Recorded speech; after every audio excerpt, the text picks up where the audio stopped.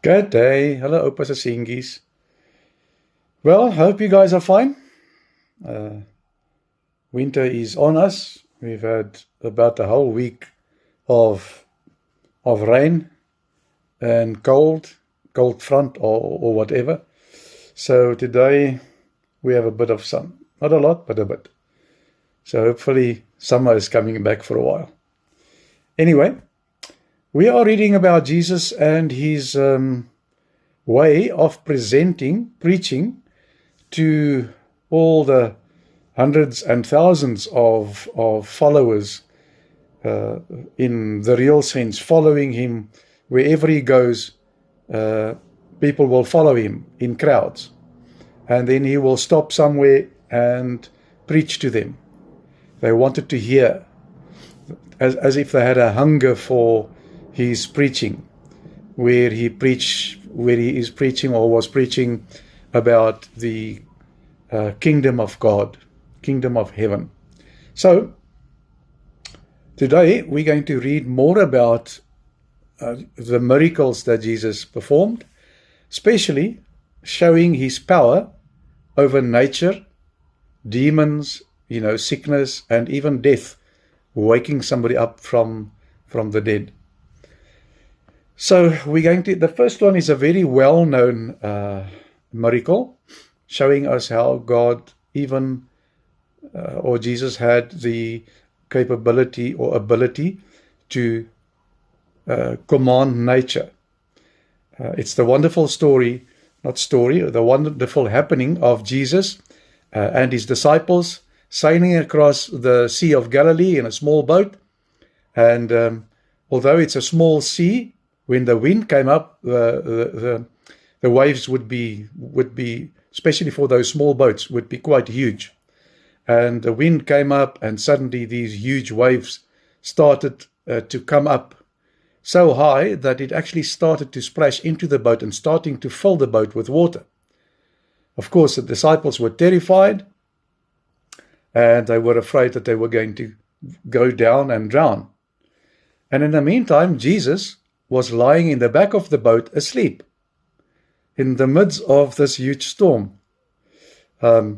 So they decided to wake him up in a panic and said to Jesus, Master, please save us. We are going to perish. So when they were complaining in panic, Jesus stood up, and what did he do? He commanded the wind and the sea to be quiet, saying, Peace, be still. And instantly the wind stopped and the water became perfectly calm. The boat was floating in the calm waters. And he asked his disciples why they had so little faith. And they were left amazed, ashamed, wondering what kind of man could make the wind and the sea obey him. Knowing Jesus' powers, but to command nature, that was a bit difficult for them to understand. When they arrived on the other side safely, to say, they were in the land of the Gadarenes, and they were met by two men who were possessed by demons. So on their way, one of these men was especially fierce and strong, and he lived among the tombs. He would cut himself with stones, and no one could even tie him up with chains. He was so strong. And when he saw Jesus, he ran to him, and the demons inside him cried out, asking Jesus not to torture them. Jesus asked for his name, and the demons answered, Legion, because there were many inside the man. The demons begged Jesus to let them go into the nearby herd of pigs instead of being sent away. So they knew what was coming. So Jesus allowed it, and he chased them out, and they entered the pigs. But now the entire herd rushed off. Next to the sea there was a deep cliff, and they ran over the cliff into the sea, and of course they drowned. Now the frightened townspeople asked Jesus to leave their land, But the healed man, now perfectly normal, wanted to follow Jesus. Instead, Jesus told him to go home and tell his people the great things God had done for him. The bad thing, and that's why the people in the town chased Jesus away, is that all their pigs, which was their livelihood, was now over, I nearly said down the drain, but over the cliff and down into the sea.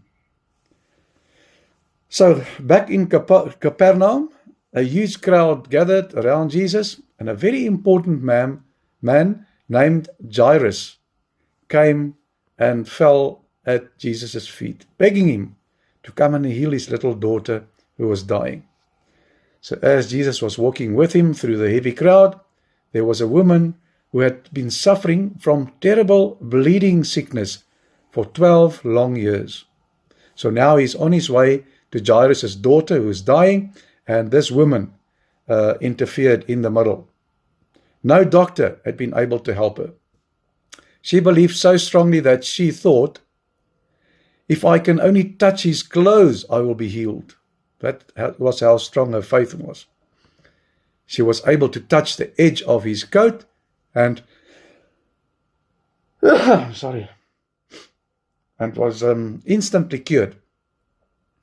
Jesus stopped and asked, "Who touched my clothes?" Because he felt power go out of him. The frightened woman fell down and confessed that it was her.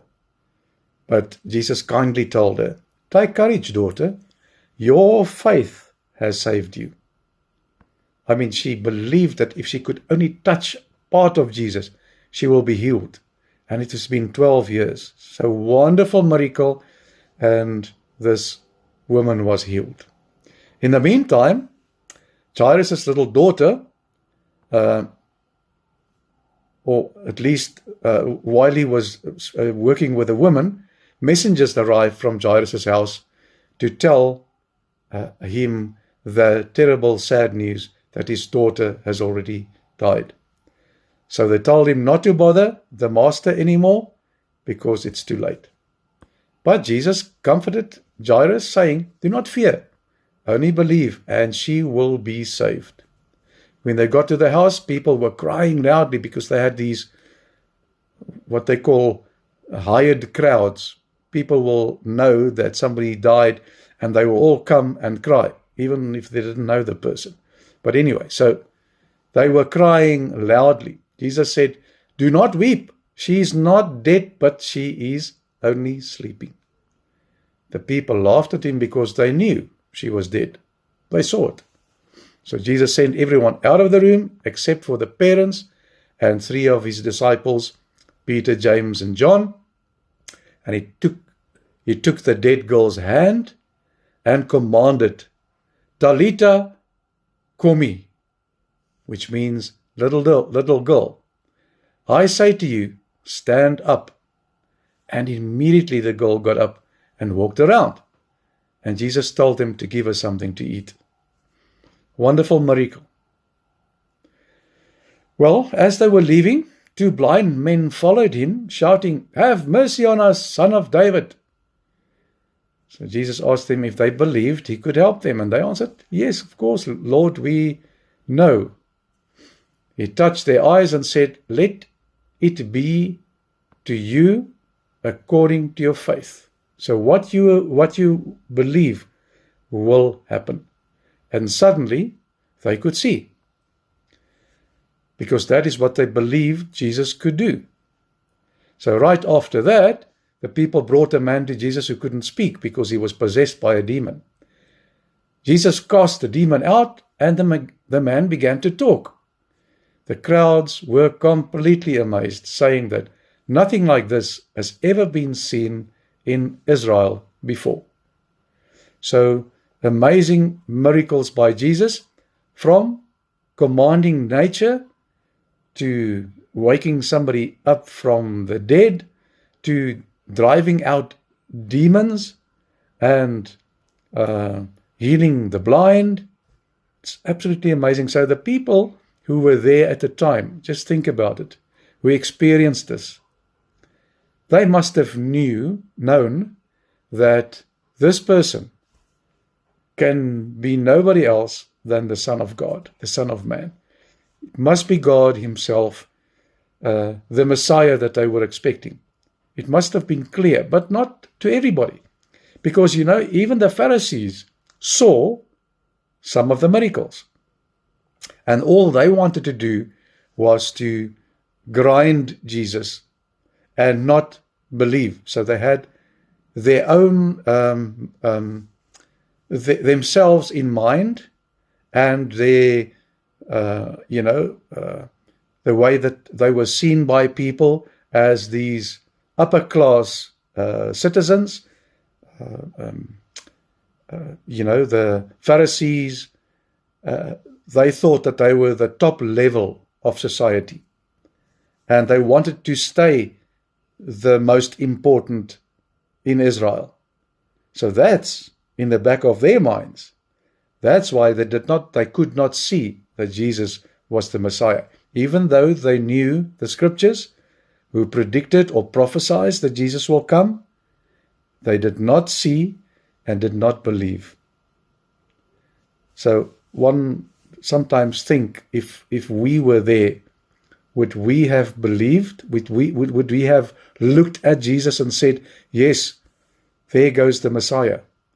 I mean, he tried to speak to them in parables. He did these miracles, and hoping that people will see, hear, and believe. And that's what we can do today. We can see, we can hear, and we can experience and believe, because we have all the tools, the Bible, the Word of God, the history of Jesus and what he did. We have no reason not to believe. Okay, so that's it for today. Sleep tight. I will see you tomorrow, God willing. And in the meantime, sleep tight and get enough energy to be ready for tomorrow, for school. And remember, Opa and Oma love you too. And I see you in the next day, tomorrow evening. Okay. Take care. Remember. Ciao, ciao.